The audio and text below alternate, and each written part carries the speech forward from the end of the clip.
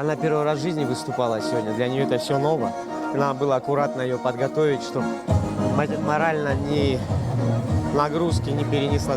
В принципе, нормально. Мы на нее надеялись, кобыла хорошая. Хозяин этой кобылы, легендарный наш земляк Ислам Байрамуков, серебряный призер Олимпиады в Сиднее за сборную Казахстана. Он живет в Казахстане, вот, сидит, переживает за свою кобылу. Он уникальный человек, он наш брат, который добился таких высот, и вот мы будем стремиться его лошадь поднять на такие же высоты. Например, Ниров Ахмад, он всю жизнь делал скачки, у него лошади, он с самого детства держал чистокровные породы, и сейчас его сыновья держат лошади продолжители.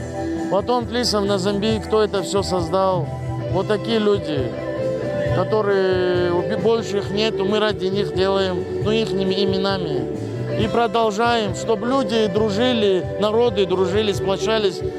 Карачаевцы, черкесы, абазины, нагайцы, чеченцы, адыгейцы.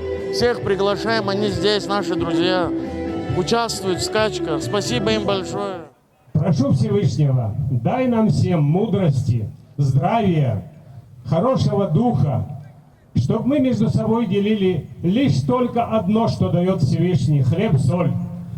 А свои амбиции показывали в момент вот таких торжеств на поле брани в мирном виде, в забегах, в борьбе, в боксе, в шахматах и так далее.